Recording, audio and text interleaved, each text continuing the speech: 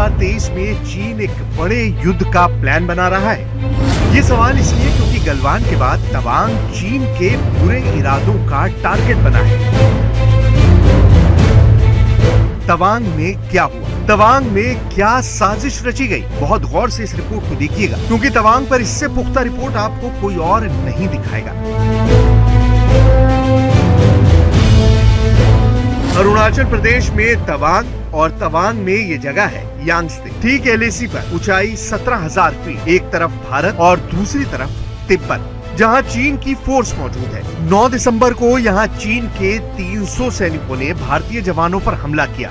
उनकी भारतीय सेना से झड़प हुई और इस झड़प में चीन की फौज को खदेड़ कर भगा दिया गया। इस झड़प में दोनों तरफ के सैनिक घायल हुए, लेकिन चीन का बड़ा प्लान भारतीय फौज ने नाकाम कर दिया।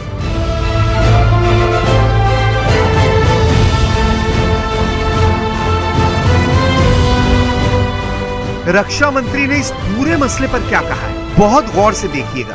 9 दिसंबर 2022 को पीएलए ट्रुप्स ने तवांग सेक्टर के यांगत्से एरिया में लाइन ऑफ एक्चुअल कंट्रोल पर अतिक्रमण कर स्टेटस को एक तरफा बदलने का प्रयास किया।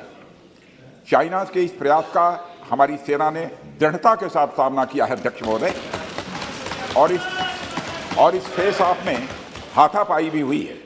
भारतीय सेना ने बहादुरी से पीएलए को हमारी टेरिटरी में अतिक्रमण करने से रोका और उन्हें उनकी पोस्ट पर वापस जाने के लिए मजबूर कर दिया अध्यक्ष महोदय। जब दोनों तरफ की फौज डेप्सांग और डेमचोक में आमने सामने है, तब चीन की तरफ से ये बड़ा धोखा कहा जाएगा।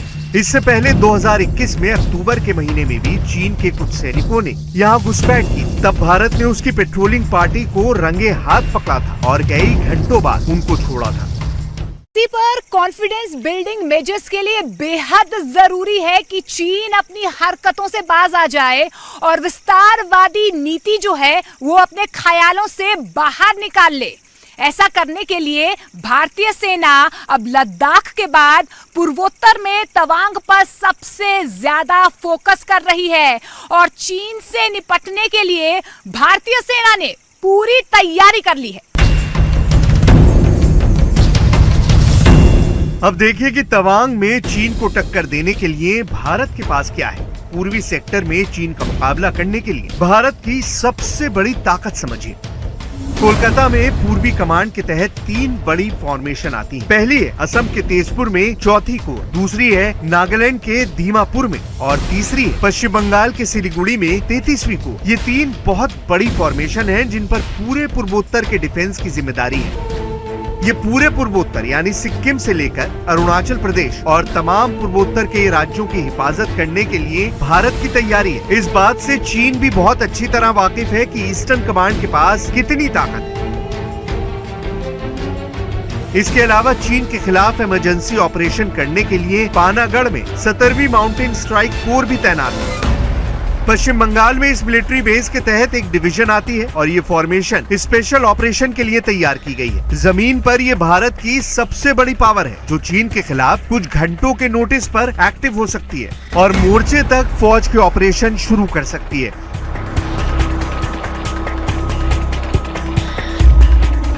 17वीं माउंटेन कोर वो ताकत है जिसके तहत इंटीग्रेटेड बैटल ग्रुप को भी परखा गया है। वर्ष 2000 में इस फॉर्मेशन को खड़ा करना शुरू किया गया था और अब ये चीन के खिलाफ भारत की सबसे फुर्तीली फोर्स कही जा सकती है। इस कोर के तहत आने वाले 10,000 सैनिकों के अलावा M777 जैसी तोप वाली ताकत है। साथ में 6 C-130J टैक्टिकल ट्रांसपोर्ट विमान है। ये फौज पहाड़ पर युद्ध लड़ने के लिए ही बनाई गई है और आप इसे चीन के खिलाफ रैपिड एक्शन फोर्स कह सकते हैं। ये फौज आसमान में पैराशूट के जरिए उतारी जा सकती है। ये फौज तिब्बत में चीन के ठिकानों पर हमला कर सकती है। ये फौज दुश्मन के इलाके में उतरकर ऑपरेशन कर सकती है, जिसकी प्रैक्टिस ये फोर्स कई बार कर चुकी है। ऐसा युद्ध अभ्यास इसने पूर्वोत्तर के अलावा लद्दाख में भी किया है। एरिया के लोकल कमांडर ने 11 दिसंबर 2022 को अपने चाइनीज काउंटर पार्ट के साथ स्थापित व्यवस्था के तहत एक फ्लैग मीटिंग की और इस घटना पर चर्चा की।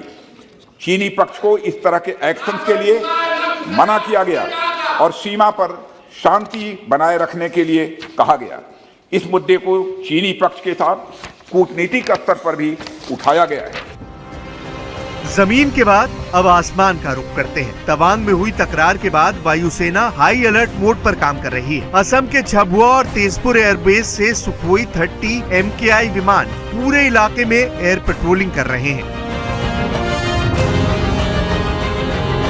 ऐसी रिपोर्ट भी आई है कि तवांग में हुई झड़प से पहले चीन ने अपने ड्रोन से LAC की निगरानी की कोशिश की थी। इसके बाद भारत की तरफ से सुखोई 30 MKI लॉन्च किए गए।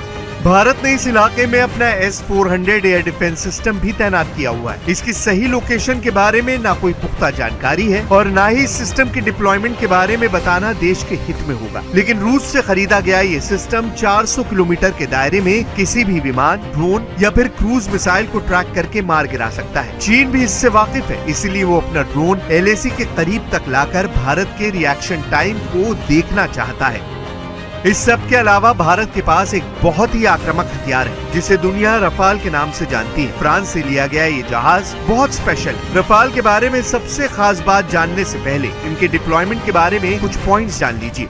अभी भारत के पास रफाल की पूरी 2 स्क्वाड्रन है, यानी 18 जहाज की 2 फ्लीट। एक स्क्वाड्रन हरियाणा के अंबाला में तैनात है, जबकि दूसरा स्क्वाड्रन 1500 किलोमीटर दूर पश्चिम बंगाल के हासीमारा एयरबेस पर डिप्लॉय किया गया है। इन दोनों एयरबेस पर रफाल के तैनात होने के मायने हैं कि चीन और पाकिस्तान के खिलाफ 2 बड़े मोर्चों पर दुश्मन के विमान की घुसपैठ अगर हुई तो वो वापस बचकर नहीं जा पाएगा। अंबाला और हासीमारा में रफाल का होना उत्तर भारत के आसमान को सुरक्षित बना देता है और साथ में पूर्वोत्तर पर भी चीन की गलत नजरों का मुकाबला करता है। इस वक्त दुनिया में कई एयरफोर्स की पसंद बन चुका है रफाल लड़ाकू विमान। चीन और पाकिस्तान के किसी भी जहाज से बेहतर फाइटर जेट माना जा रहा है। 4.5 जेनरेशन का ये फाइटर जेट फ्रांस का सबसे आधुनिक जहाज है। इसमें लगा AESA रडार, यानी active electronically scanned array. Radar इसे एक साथ कई टारगेट को ट्रैक करने और उन पर हमला करने की ताकत देता है। रडार के कंप्यूटर सिस्टम को भारत की जरूरतों के हिसाब से डिजाइन किया गया है। रिफ्यूलिंग के साथ 3700 किलोमीटर की रेंज रफाल को बड़े दायरे में ऑपरेशन करने की खूबी देती है। रफाल की रफ्तार 2200 किलोमीटर प्रति घंटा है, लेकिन इससे ज्यादा खतरनाक है रफाल में लगी मिसाइल। इसमें लगी मीटियोर मिसाइल 150 किलोमीटर की दूरी से दुश्मन के विमान को खत्म कर सकती है, जबकि स्कैल्प क्रूज मिसाइल 500 किलोमीटर दूर ठिकाने को तबाह कर सकती है। रफाल अभी 36 है, लेकिन ये जब भी इस्तेमाल किए जाएंगे तो बहुत ही खास मिशन पर ही इन्हें तैनात किया जाएगा। रफाल और सुखोई 30 MKI को मिलकर काम करना किसी भी दुश्मन वायुसेना के लिए हारने की पूरी गारंटी मानी जाएगी। इसे देखते हुए चीन ने भी LAC के पार अपने तमाम एयरबेस को फिर से एक्टिव कर दिया है। यही वजह है कि चीन के फाइटर एयरक्राफ्ट अब LAC पर भी लगातार उड़ रहे हैं। चीन ने युद्ध के लिए भड़काने वाला काम शुरू कर दिया है और इसमें उसने अब अपनी एयरफोर्स के बहुत ही खास और फ्रंटलाइन फाइटर्स को इस्तेमाल करना शुरू कर दिया है।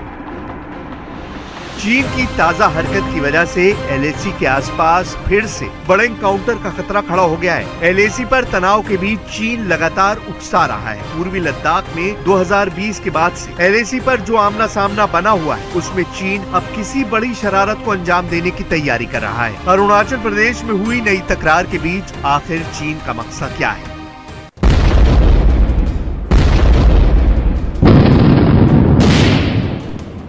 LAC पर चीन की नई हरकतों के पीछे 3 बड़े मकसद हो सकते हैं। पहला ये कि वो भारतीय फौज की सक्रियता देखना चाहता है। इसे रिस्पांस टाइम कहते हैं, यानी उसे जवाब कितनी देर में मिलता है।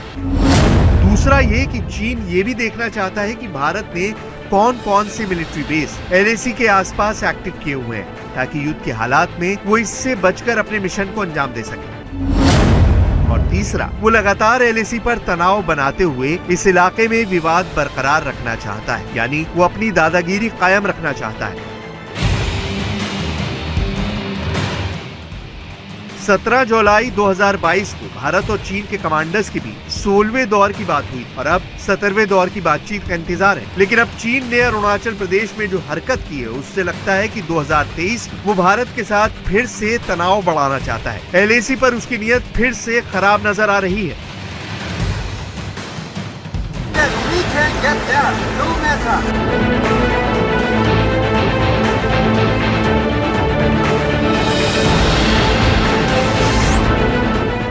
इंडिया की बहादुर फौज शी जिनपिंग की आंखों की किरकिरी बनी हुई है। सरकार ने सेना को मुंह तोड़ जवाब देने की खुली छूट दी हुई है और यही वजह है कि शी जिनपिंग और उनकी फौज काफी बेचैन और परेशान है।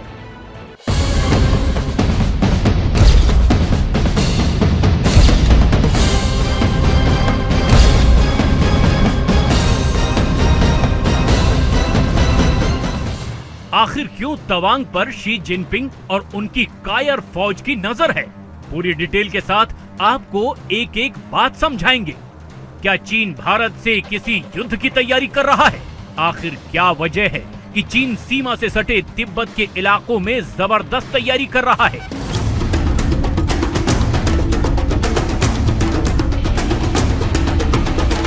आखिर बॉर्डर के इलाकों के पास चीन वाली साइड की तरफ हवाई अड्डे और नए आर्मी बेस बनाने के पीछे शी जिनपिंग की मंशा क्या है?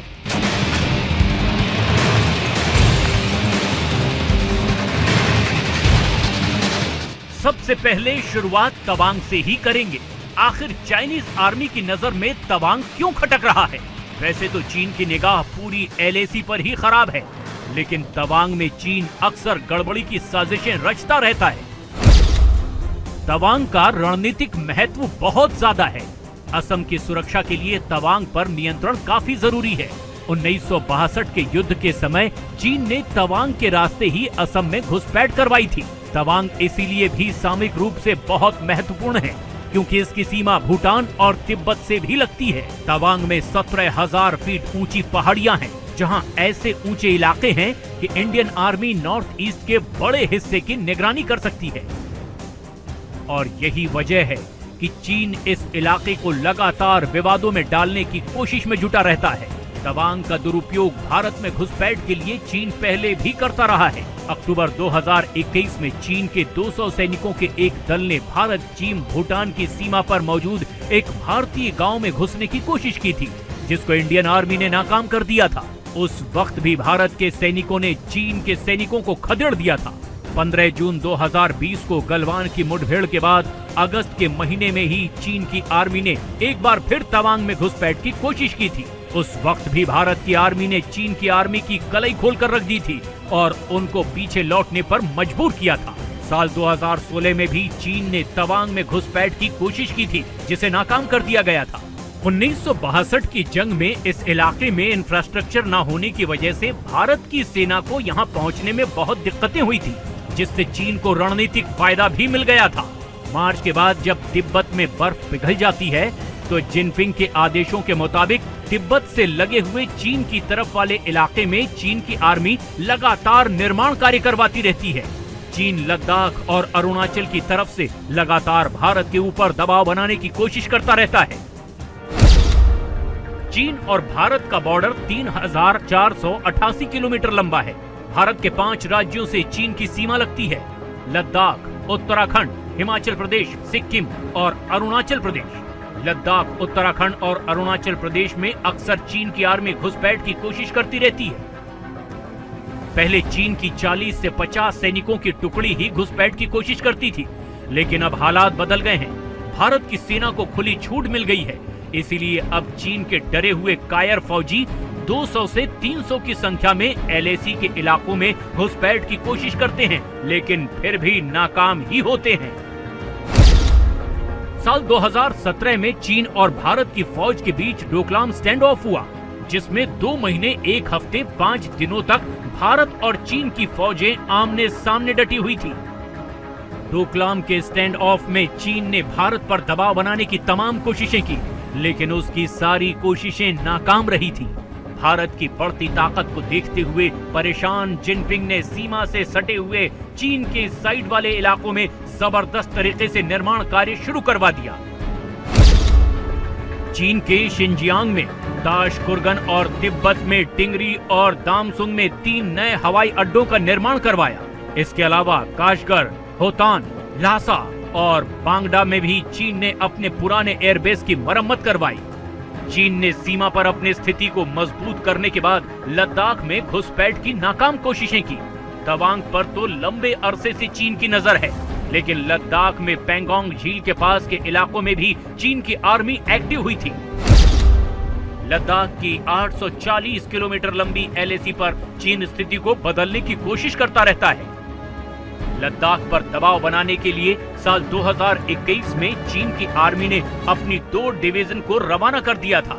लद्दाख में इतनी बड़ी तैनाती का कदम चीन की आर्मी ने साल 1962 के बाद पहली बार उठाया था।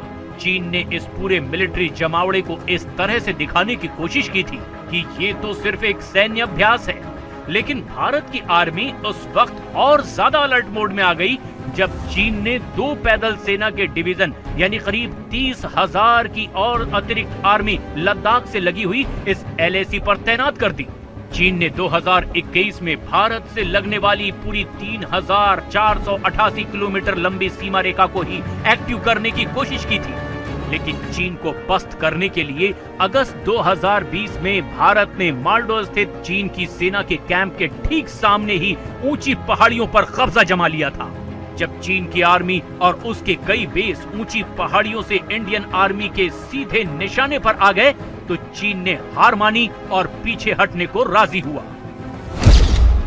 15 जून 2020 को गलवान में हुए खूनी संघर्ष के 9 महीने बाद चीन ने 16 फरवरी को पैंगोंग से झील के उत्तरी तट और झील के दक्षिण के मैदानों में अपने सैनिकों, टैंकों और तोपखानों को पीछे खींच लिया था। इसी तरह हॉट स्प्रिंग, गोगरा और देपसोंग के मैदान में भी भारत और चीन की सेनाओं के बीच स्टैंड ऑफ हुआ था। भारत ने चीन के आक्रामक रवैये से निपटने के लिए चीन की सीमा पर अपनी ताकत और बढ़ा दी है। 2021 के पहले तक भारतीय सेना के कुल कोर में से 9 कोर पाकिस्तान के मोर्चे पर तैनात थी, लेकिन बाद में भारत ने चीन के खतरे को देखते हुए 8 कोर को पाकिस्तान के मोर्चे पर और 6 कोर को चीन के मोर्चे पर तैनात कर दिया। भारत की सेना पूरी ताकत से चीन को मुंहतोड़ जवाब देने में सक्षम है और पूरे देश में भारतीय सेना के शौर्य की प्रशंसा भी हुई है। जब तक भारतीय जनता पार्टी की मोदी सरकार चल रही है, 1 इंच जमीन पर भी कोई कब्जा नहीं कर सकता।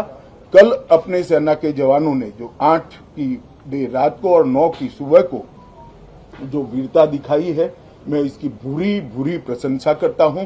इन्होंने घुसे हुए सभी लोगों को कुछ ही घंटों में वापस खदेड़ दिया और हमारी भूमि का रक्षण किया।